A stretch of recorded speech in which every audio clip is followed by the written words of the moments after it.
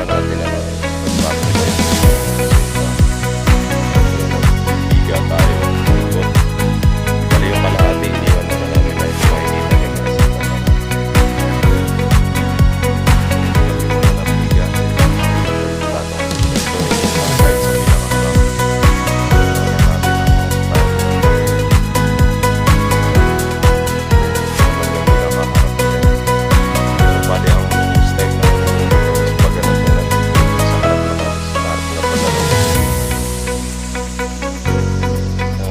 mahirap lang dito mga boss kasi more on kawayan ang dami, which is hindi tayo sanay sa kawayan na ang dami kasi mahirap umiikot kasi pagka inaapakan natin yung kawayan is umiikot, kaya make sure na nakaalambre. Ayan, kung nakikita nyo may andamyo kami na kawayan dyan. Karamihan naman po gawa rito yung bubong nila or pamakuan is kawayan, halos kadalasan. Then yung sinundan din natin na ano rito, boss ng poste is iba yung ano nila, iba yung anilyo.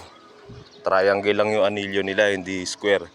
Na medyo nahirapan din tayo ng bahagya kung paano didiskartehan. Kailangan na lang din natin at tibayan ng husto. Although malalaki naman yung mga ano niya, poste, pagkabuhos ng poste okay naman, sinundan na lang din natin kaysa sa shutdown. Hindi po ganun kalakihan ng budget nitong bahay na to, kailangan lang mabubungan. Let's go.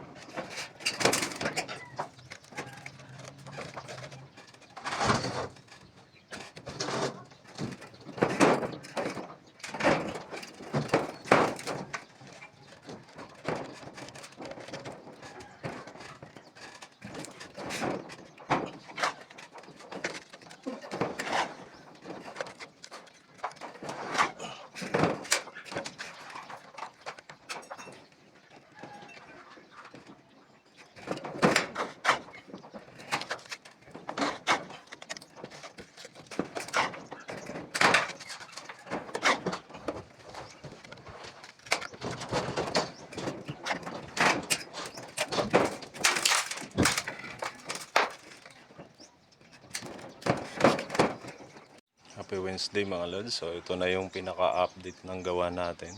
Nung unang araw na nag-update ako, or nung nakaraang araw is asinta pa lang yan. Then yung dito sa pinaka-harap is wala pa po yan. Then wala pang buhos yung poste. Ngayon may buhos na yung poste natin. Then yung sa kabila konti na lang yung pagitan. Ito na lang yung poste, hindi naubusan. Tsaka itong gitna na to. So ito naman is ang layout natin dito is yung pagpapatungan na ng tubular, which is yung pamakuan. Ito may rafter na rin tayong inabang dito.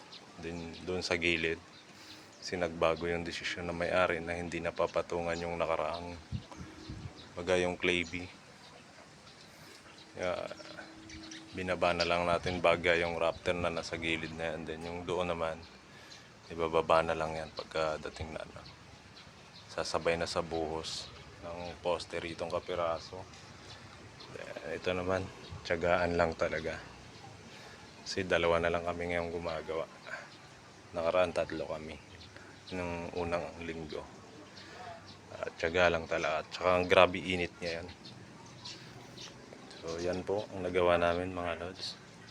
Yung isa sa nagpapahirap sa atin kasi yung una, ganito yung anilyo po talaga ng nila, ng poste. Ayan sample lang yan. Lahat ng poste ganyan po yung anilyo. And syempre tayo kasi ganito yung gamit talaga nating anilyo. Diba? Kagaya nun. So medyo nahirapan tayo kasi hindi nagiging balance. Siyempre 3 lang yung sinusundan natin. Din yung ginawa natin is pang-apatan. Pero hinihirang na lang natin, then inaalambre ng tad-tad na alambre para hindi basta-basta kumalas yung Ayan. Ayan, nakikita nyo naman yan. Ganyan yung nila. Ayan, may mga sobra pa. Baga binind na lang nila. Kasi siguro balak pa itaas noon to. Ayan pa diba? Triangle talaga.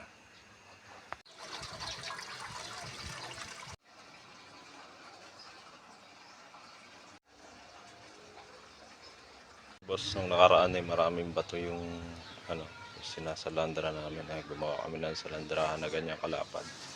Then ito na yung pinaka finish niyang nasalandra. Baga hindi na masyadong pagka nag-aasinta kasi wala na siyang malalaking bato. Pero yan, hindi pwede naming pang plastering yan kasi reject po talaga sa construction. Pang panambak lang talaga. Baga malupa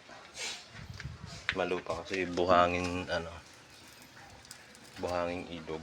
Tingnan nyo, malupa siya. White sand ang gagamitin natin pang plastering.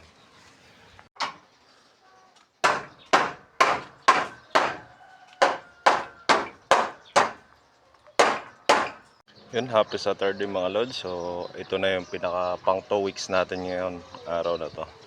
So ito, dito na kami, nagsisimula na kami rito sa pangalawang which is yung pinaka part ng bahay na kusina. Yan. Then pag after namin itong division na nakagaya nun, pagtapos namin buhusan ng biga paikot, mag-aasinta kami ng ganong kataas. Then ito, then takbo ulit ng tubular para sa bubong. Then yun naman ang huli namin gagawin, yung part na yan. Medyo maliit na lang yan, maiksi na lang. Nasa 6 na hollow blocks na lang ho yan kahabaan. Lapad din yung haba niya. Yun. So kahapon nag-runner na kami ng mga bakal dito. Yan yung biga. Then dito magpapatong muna tayo ng isang hollow blocks. Yan, kagaya niyan. Paikot doon. Then yung itong pinakagitna. Then sunod biga. So yun, tiyaga lang mga lods. 1-on-1.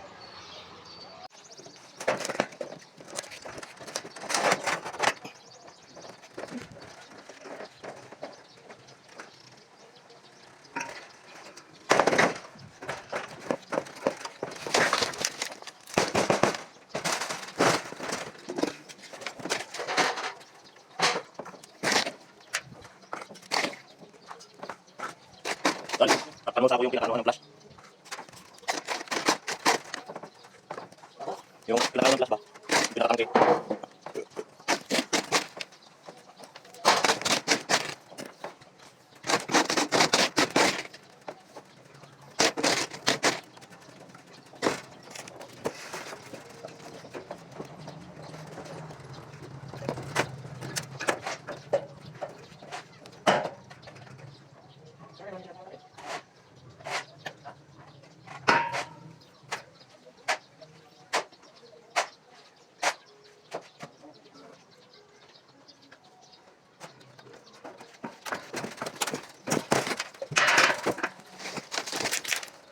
So yun, natapos na natin mga lods. Pag-asinta yung kahabaan na to. Ayan.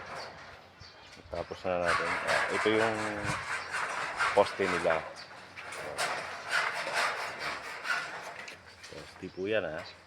Yan. Malapad naman yung pagkakabuos. Pero yung anilyo nila is triangle. So lahat ng poste po ganito yan. Triangle po talaga. Ito yung isa. Yun. Diba? Pero matibay yung bakal, matigas. Ayos naman yung mga bakal. Papatibayin na lang din natin. Dito naman tayo sa part na to. Hindi pa tayo rito. Yung mga abang na natin. Yun mamaya. Yun sa gitnang part niya yun.